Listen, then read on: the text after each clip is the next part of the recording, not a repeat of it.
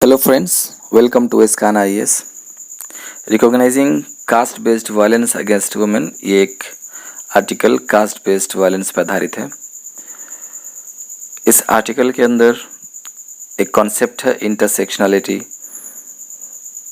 उसको हम लोग सबसे पहले समझेंगे, जिसका मतलब होता है, देखो, इस दुनिया के अंदर एक आदमी के साथ भेदभाव या अत्याचार एक कारण से या कई कारण से हो सकता है, बट दोनों में फ़र्क ये होगा कि अगर उसके साथ एक कारण है तो हो सकता है कि कम भेदभाव हो, लेकिन अगर ज़्यादा कारण है तो उसके साथ ज़्यादा भेदभाव या अत्याचार हो उस पर।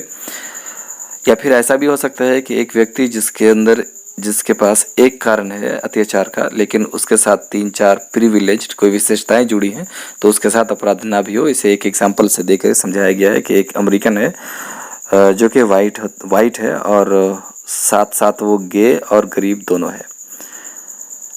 अमेरिकन के साथ अमेरिका में भेदभाव नहीं होता चूँकि वो वाइट होते हैं, लेकिन गे और गरीब है तो उसके साथ भेदभाव हो सकता है। ठीक उसी तरीके से इसका उल्टा, अगर कोई एक ब्लैक वुमन है, हालांकि वो ब्लैक है, अमेरिका में उसके साथ भेदभाव होता है, लेकिन वो औरत, वो वुमन अमीर भी है, पढ़ी लिखी है, एबल बॉडीड है, तो उसके साथ भेदभाव नहीं होगा, क्योंकि उसके साथ 3 अच्छी विशेषताएं जुड़ी हैं। चलो हम इसको इंडियन कंटेक्स्ट में लेते हैं। अगर भारत के अंदर कोई औरत है और SC/ST से है या डिसेबल्ड है, तो हो सकता है कि उसके साथ अत्याचार ज़्यादा हो, भेदभाव ज़्यादा हो। इसी को बोलते हैं इंटरसेक्शनैलिटी। ये कॉन्सेप्ट दिया गया था किम्बर्ली करेंशा के द्वारा। देखो, इंडिया के अंदर SC/ST या नीचे कास्ट को वायलेंस से बचाने के लिए एक्ट है, प्रिवेंशन ऑफ एट्रोसिटीज़ एक्ट 1989, और एक IPC का दफ़ा है 3 सब क्लोज 2 भी, जिसमें ये कहा गया है कि अगर कोई नॉन SC/ST कम्युनिटी का मेंबर किसी SC/ST कम्युनिटी के मेंबर के साथ कोई ऐसा अपराध करता है जिसकी सज़ा 10 साल या 10 साल से ज़्यादा है, तो उस व्यक्ति को,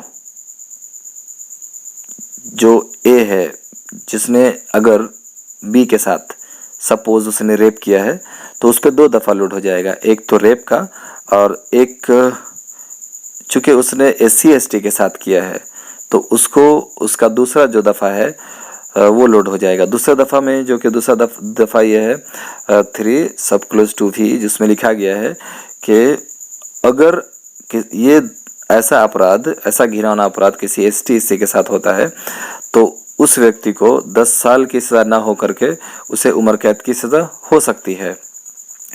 इसके अंदर एक अमेंडमेंट लाया था जो कि काफ़ी इम्पोर्टेंट है इसको समझना। आप इसको बहुत ही ध्यान दे के समझेंगे कि उस अमेंडमेंट में 2015 में वो अमेंडमेंट आया था। उसमें कहा गया था कि अगर A, जो कि बड़े कास्ट का है, वो अगर जानबूझ के किया हो किसी B के साथ, ये जानबूझ करके कि जो ये अपराध कर रहा है, जिसके साथ कर रहा है, वो SC/ST से है, तो ये दोनों दफ़ा उस पर लोड होंगे, नहीं तो सिर्फ रेप का ही सिर्फ दफ़ा लोड होगा। ऐसा सुप्रीम कोर्ट ने 3-4 केसेस हैं जिसका हवाला दिया गया है राइटर के द्वारा। उसमें कहा गया है कि ट्रायल कोर्ट या हाई कोर्ट के द्वारा दोनों दफ़ा लोड किए गए थे किसी A पे, तो सुप्रीम कोर्ट ने ये कहते हुए इसको स्ट्राइक डाउन कर दिया, मतलब उस दफ़ा को हटा दिया कि A जो था, मिस्टर A जो था, वो नहीं जानता था कि B जो है वो SC/ST से हैं जिस समय यह अपराध हुआ, तो उस पर सिर्फ रेप का ही सिर्फ दफ़ा लोड होगा। अब राइटर यहाँ पे कहना चाहते हैं कि ये सही नहीं है। अगर ऐसा किया जाएगा तो जो कास्ट बेस्ड वायलेंस है वो कभी ख़त्म नहीं हो सकता है। POA, prevention of atrocities act 1989 का जो मकसद है कि वो एट्रोसिटी, जुल्म और अत्याचार को ख़त्म किया जाए, वो बिल्कुल ख़त्म नहीं हो सकता। हाँ, तो हम सबूत और विटनेस और प्रूफ कैसे जमा करेंगे? उसके लिए सिर्फ एक बात आर्टिकल ने कही है कि वहाँ पे सिर्फ इंटरसेक्शनलिटी कॉन्सेप्ट को लेकर के उसको ये दोनों दफ़ा उस पर लोड किया जाए, तो उसे इंसाफ मिल पाएगा।